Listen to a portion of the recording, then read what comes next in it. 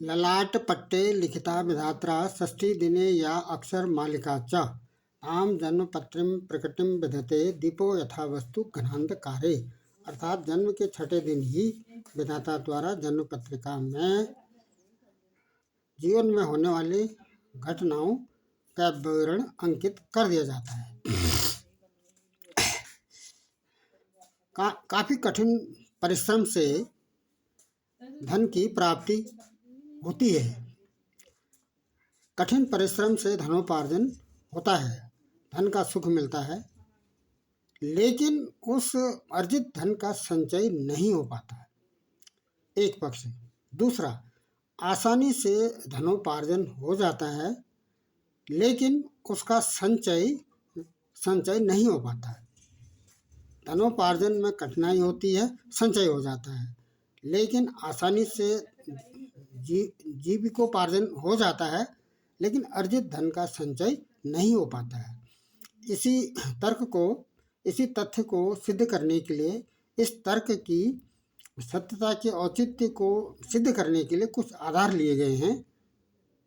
जैसा कि ज्योतिष रत्नाकर पुस्तक के पेज नंबर 600 से लेकर 700 के मध्य में इस प्रकार के योग का वर्णन किया गया है। तो ज्योतिष रत्नाकर को इसमें आधार लिया गया है। पहला, यदि इसमें तर्क देखा जाए तो 11th लॉर्ड, जैसा कि 11वां जो हाउस है वह आय की विधि है, पैटर्न ऑफ इनकम, और जो सेकंड हाउस है वह संग्रह है, संचित धन का संचय करना है। यदि 11th लॉर्ड दुर्बल हो जाता है और दुख स्थान पर चला जाता है तो क्या होगा? इससे संग्रह नहीं हो पाएगा। और यदि सेकंड भाव अच्छा है एवं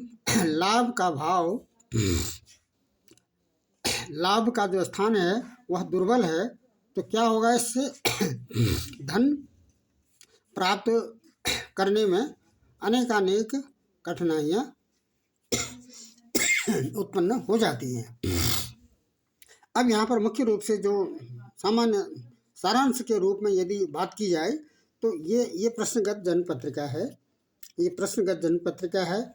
इसमें ये जो 11वां भाव है, 11वां हाउस, यह धन प्राप्ति की विधि का है, पैटर्न ऑफ इनकम। और जो दूसरा हाउस है यह संचय का हाउस है। शुक्र से जीवन से संबंधित आनंद या सुख, सांसारिक सुख की प्राप्ति होती है, और गुरु से संचय का विचार किया जाता है।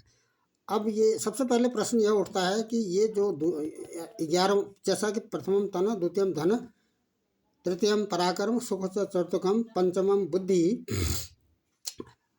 षष्ठम रोग ऋण शत्रु, सप्तमम ये मारक भाव भी है दूसरा, और ये 7वां हाउस मारक हाउस भी है। लेकिन इस समय केवल हमने ये आय और संचय की बात करनी है। तो ये लाइफ पार्टनर भी है और बिजनेस पार्टनर है। ये छिद्र का भाव है, आयु का भाव है। और इसमें ये जो 9वां भाव है ये भाग्य का है, 10वां कर्म का है और 11वां आय का है। तो इन दोनों में से सबसे पहले ये देखना है कि ये भाव प्रबल हैं या क्षीण हैं, दुर्बल है या निर्बल है। तो इसके लिए कुछ आधार हैं। पहला आधार है भावेश भाव में होना चाहिए। यहाँ पर भावेश क्या है? 9 है। 9 का मतलब धनु राशि है। धनु राशि के स्वामी गुरु बनते हैं, ये यहाँ पर हैं नहीं है। और यहाँ पर भी ये जो भावेश हैं, यहाँ पर भी मीन राशि है, मीन राशि के स्वामी गुरु बनते हैं, ये भी यहाँ पर नहीं है। तो ये भाव भी इस पहले तर्क को यह नहीं बनाता है, भावेश भाव में नहीं है, द्वितीयेश भी भाव में नहीं है, और एकादशेश भी एकादश हाउस में नहीं है। तो ये दोनों भाव एक कंडीशन दुर्बल की बनती है। दूसरा है भावेश भाव को देख रहा हो। भावेश, यहाँ पर भावेश क्या है? भावेश गुरु है, लेकिन गुरु कहाँ बैठे हैं? यहाँ पर बैठे हैं, तो गुरु की कोई दृष्टि इसमें नहीं है। और द्वितीयेश भी गुरु हैं, गुरु की भी यहाँ पर कोई दृष्टि नहीं है, क्योंकि गुरु की 3 दृष्टियाँ होती हैं, 5, 7 और 9। तो यहाँ पर ये कोई दृष्टि नहीं है। तो ये भी इस तर्क को ये दुर्बल, इन भावों को दुर्बल बनाने का एक आधार है, बनता है। तीसरा है भाव में उच्च राशि हो। ये जो यहाँ पर द्वितीय हाउस है, यहाँ पर 12 नंबर की राशि है। 12 नंबर की राशि के जो स्वामी हैं वो गुरु हैं, लेकिन ये जो 12 नंबर की राशि है यह शुक्र की उच्च राशि है। शुक्र की उच्च राशि है और बुध की नीच राशि है। ये दोनों ग्रह शुभ ग्रह हैं, लेकिन ये क्रूर ग्रह के साथ बैठे हैं। जब बुध क्रूर ग्रह के साथ बैठ जाते हैं तो उनकी जो शुभता है वो नहीं रह पाती है। तो एक आधार यहाँ पर ये बनता है कि ग्रह की उच्च राशि है, कहाँ? दूसरे हाउस में। लेकिन यहाँ पर ये चंद्रमा है, चंद्रमा की तो उच्च राशि वृष राशि है और नीच राशि वृश्चिक राशि है, तो चंद्रमा की भी ये ऊंच नीच कोई राशि नहीं बनती है। तो एक आधार यहाँ पर बनता है ये द्वितीय हाउस में कि धन का संचय, सांसारिक सुखों की प्राप्ति हो जाएगी। क्यों? क्योंकि शुक्र सांसारिक सुख को दिखाते हैं और गुरु संचय दिखाते हैं। उसके बाद अगला जो तर्क आता है वह भाव शुभ कर्तरी में हो। शुभ कर्तरी का मतलब ये है जहाँ पर कोई भाव है उस भाव के आगे और उस भाव के पीछे दूसरे और 12वें हाउस में शुभ ग्रह होने चाहिए, हैं? नहीं है। यहाँ पर भी शुभ ग्रह हैं? नहीं है। एक तो है दूसरे हाउस में तो है, लेकिन 12वें हाउस में क्रूर ग्रह है, तो ये मिश्र फल देगा। आसानी से धन तो प्राप्त हो जाएगा, लेकिन उसमें कठिनाई भी होगी और प्राप्ति भी हो जाएगी। क्यों? क्योंकि 11th हाउस आय की, धन प्राप्ति की विधि को दिखाता है, विधि को दिखाता है, प्रोसेस को दिखाता है। कठिन परिश्रम है या आसानी से है, आसानी भी है और परिश्रम भी है, लेकिन संचय यहाँ पर नहीं होगा, धन का संचय नहीं होगा, केवल सांसारिक सुखों की, भौतिक सुखों की प्राप्ति हो जाएगी। इसका जो अंतिम आधार है वह है भाव में शुभ ग्रह की राशि होनी चाहिए, है यहाँ पर है। दूसरे हाउस में भी शुभ ग्रह की राशि है। क्यों? बुध, शुक्र और गुरु और पूर्णिमा का चंद्रमा, ये शुभ ग्रह की श्रेणी में आते हैं। तो यहाँ पर शुभ ग्रह है, यहाँ पर भी शुभ ग्रह हैं।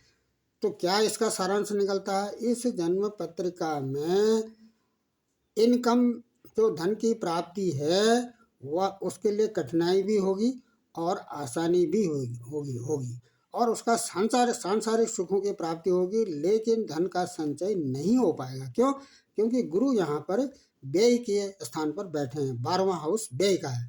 इसको इस तरह से भी स्पष्ट किया जा सकता है, गुरु मकर राशि में है। ये 10 नंबर की राशि मकर राशि है, मकर राशि शनि की राशि है, तो और गुरु और शनि में शत्रुता है, तो मनोरथ साधना में कुशलता तो होगी, लेकिन सेकंड लॉर्ड 12वें हाउस में है, तो क्या होगा? इससे खर्चीला व्यवहार बना रहेगा। ये जो सेकंड हाउस है, सेकंड हाउस के जो द्वितीयेश हैं वह 12th हाउस में बैठ गए हैं और वो भी शत्रु की राशि में बैठ गए हैं, तो खर्च इसमें ज़्यादा होगा। और दूसरा 11th लॉर्ड कहाँ बैठे हैं? 11th लॉर्ड भी गुरु हैं, वो भी 12वें हाउस में ही बैठ गए हैं, तो क्या होगा? ये अल्प द्रव्य युक्त होगा। द्रव्य माने, द्रव्य का मतलब है धन तो होगा, लेकिन उसका संचय अल्प मात्रा में ही धन का संचय हो पाएगा। दूसरा, ये प्रश्नगत पत्रिका है। इस पत्रिका में सबसे पहले ये देखते हैं कि दूसरे हाउस और 11th हाउस ये बलवान हैं या बलहीन हैं, दुर्बल हैं या निर्बल हैं या सबल हैं या दुख स्थान पर हैं। तो यहाँ पर जो एकादशेष बनते हैं वो मंगल बनते हैं, वो भी 12वें हाउस में हैं। तो इसका प्रेडिक्शन अभी कर दिया गया है। और यहाँ पर ये पाप कर्तव्य, पूर्ण रूप से पाप कर्तव्य में तो नहीं है, लेकिन इसके दूसरे हाउस में क्रूर ग्रह है। तो यहाँ पर क्या होगा? धन प्राप्ति के लिए काफ़ी कठोर परिश्रम करना पड़ेगा, लेकिन जितना भी जीवी को धनोपार्जन होगा उसका संचय हो जाएगा।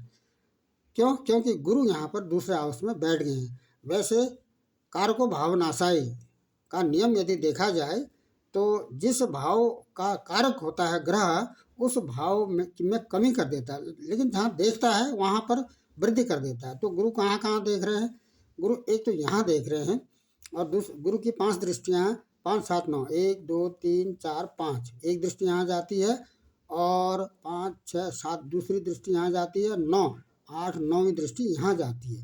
ये कर्म को बढ़ा देंगे, काफ़ी कर्म कराएंगे, प्रयत्न कराएंगे। और यहाँ पर यदि राशिगत देखें तो ये जो मंगल हैं, यह मंगल एकादशेश हैं, और मंगल एकादशेश कहाँ पर बैठ गए हैं? मंगल 2 नंबर की राशि में बैठे हैं। 2 नंबर की राशि शुक्र की राशि है, तो घर व धन से थोड़ा सुख होगा, ज़्यादा सुख तो नहीं होगा, लेकिन आंशिक सुख तो होगा ही। और सेकंड लॉर्ड यहाँ पर कहाँ बैठ गए? सेकंड लॉर्ड यहाँ पर क्या है? चंद्रमा है। क्यों? क्योंकि 4 का मतलब होता है कर्क राशि, कर्क राशि के स्वामी चंद्रमा होते हैं। वो 7th हाउस में जब बैठ जाते हैं तो ऐसी स्थिति में धन का संग्रह बन जाता है। क्योंकि कठिन परिश्रम से धनोपार्जन होगा, लेकिन जितना भी होगा उसका आंशिक रूप से संचय तो हो ही जाएगा। और 11th लॉर्ड कहाँ बैठ गए हैं? ये 12वें हाउस में बैठ गए हैं। तो क्या होगा? इसमें द्रव्य होगा लेकिन अल्प मात्रा में होगा, धन होगा लेकिन अल्प मात्रा में होगा। दूसरा जो आधार है वो आधार है महादशा का। इस प्रश्नगत पत्रिका में मंगल की महादशा चल रही है और इसमें शनि की अंतर्दशा है। तो क्या होगा? कुटुंब से थोड़ा सा अनबन होने की संभावना इसमें बनती है।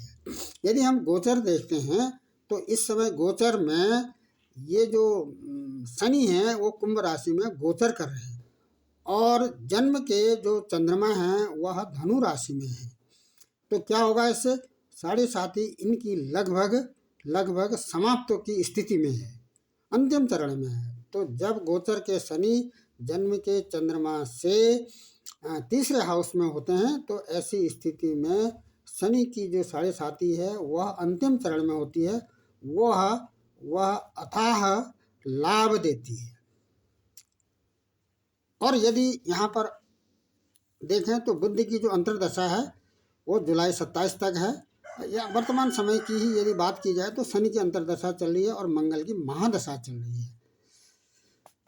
और इस दूसरे प्रश्नगत जन्म पत्रिका में गुरु की महादशा चल रही है और शनि की अंतर्दशा चल रही है।